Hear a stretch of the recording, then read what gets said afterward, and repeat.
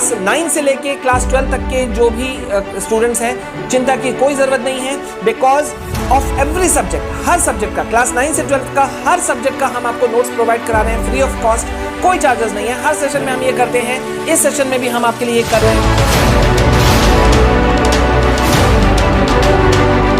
जैसे करके कई स्टेट्स में स्कूल खुल रहे हैं, वैसे ही स्टूडेंट्स और पेरेंट्स ग्रुप में आप कह सकते हैं कि दो तरह के रिएक्शंस, मिक्स्ड रिएक्शंस निकल करके आ रहे हैं।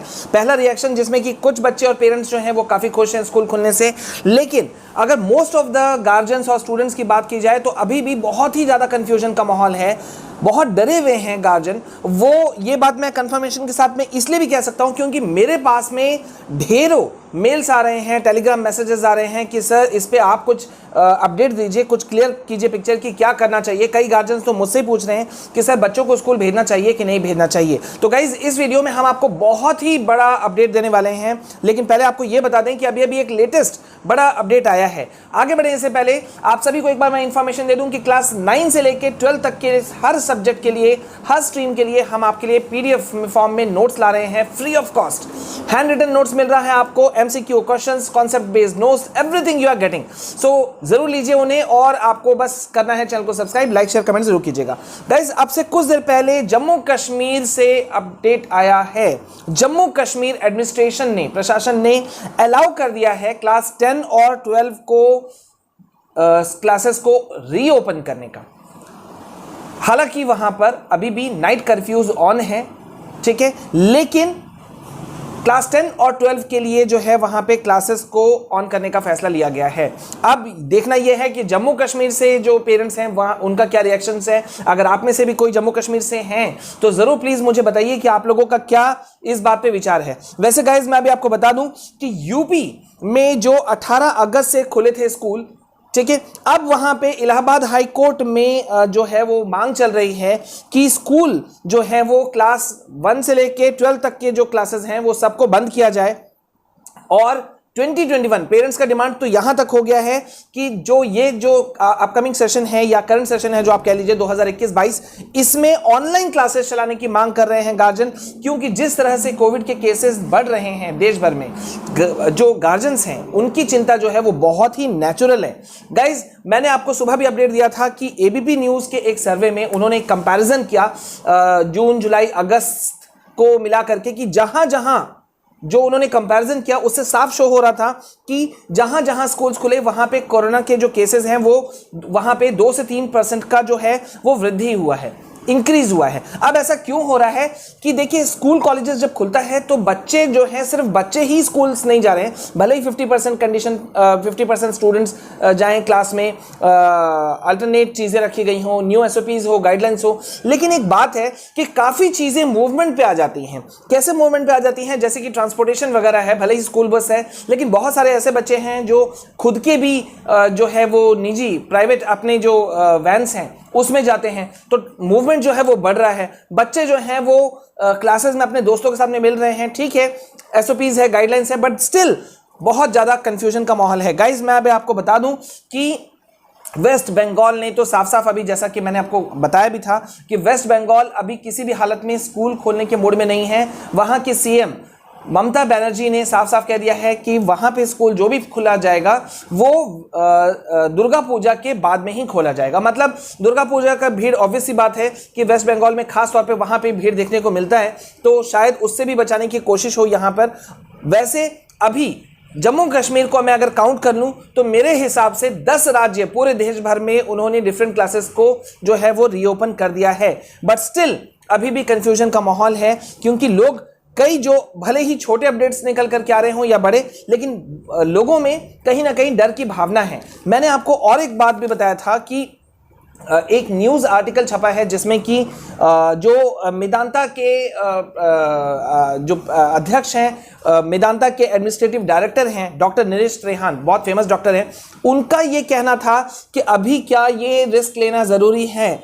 बच्चों में फैला अगर ये कोरोना का मामला तो संभालना बहुत ही ज़्यादा मुश्किल हो जाएगा, ये कहना था खुद डॉक्टर नरेश त्रेहान का। बहुत ही सीनियर डॉक्टर हैं, उन्होंने इस चीज़ के लिए एग्जाम्पल भी दिया, अमेरिका का एग्जांपल दिया कि वहां पे किस तरह से स्कूल खुलने के बाद में जो है मुश्किलें आ गई। फ्लोरिडा में तो हॉस्पिटल में बच्चों से स्कूल भर जा रहे हैं जबकि वहां वैक्सीनेट भी किया गया है।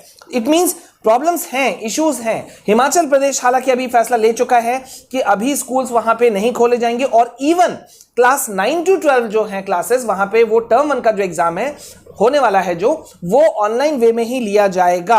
मतलब अभी जो है वो माहौल अभी बहुत क्रूशियल हो गया है। सच कहा जाए, अगर मुझसे भी अगर आप पूछोगे तो बहुत कंफ्यूजिंग माहौल है। मतलब स्कूल्स रीओपन किए जाएं कि नहीं किया जाए, अगर किए भी जाते हैं तो एक बहुत कॉमन सा सेंटेंस है कि भाई एसओपीज है, गाइडलाइंस है, सैनिटाइजर है, मास्क है वगैरह है। लेकिन ये हमने फील किया है कि भाई ये चीज़ें तो रहने के बावजूद भी बहुत ज़्यादा कोविड के केसेस में बढ़ोतरी आई। और इस बीच में अगर हम 4-5 दिनों से अगर हम देखते हैं ग्राफ, कल का, परसों का, आज का 40-45,000 प्लस केसेस जा रहे हैं। मतलब ये चिंता में डालने वाला चीज़ है।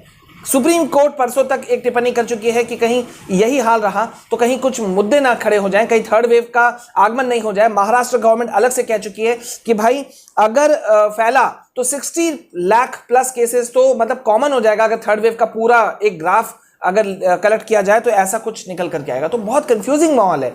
अभी मेरे ख्याल से इस पे बहुत ही ज़्यादा विचार विमर्श करने की ज़रूरत है कि क्या सिनेरियो है, किस तरह से किया जाएगा। अभी इस चीज़ पे फैसला करने की बहुत ज़्यादा ज़रूरत है। आप लोग का क्या ओपिनियन है, आप लोग बताओ, क्योंकि जब तक सारे लोग मिल करके ओपिनियन नहीं निकालेंगे मेरे ख्याल से डील कर पाना बहुत ही मुश्किल होगा। हालांकि जैसे देखिए अभी आप लोगों ने देखा कि सीबीएसई ने कोविड केसेस को ध्यान में रखते हुए ही टर्म 1 और टर्म 2 ये नया कॉन्सेप्ट उन्होंने लॉन्च किया है कि नवंबर दिसंबर में टर्म 1 का वो एग्जाम ले लेंगे, फिर अगले साल मार्च और अप्रैल में 2022 में टर्म 2 का एग्जाम ले लेंगे। एमसीक्यू बेस्ड क्वेश्चन करने की बात की गई है। लेकिन इसमें अभी भी स्टिल मुझे लगता है बहुत सारी ऐसी चीजें हैं जिसपे हम लोग डिस्कशन नहीं कर रहे हैं। सिलेबस रिडक्शन एक बड़ा मैटर है।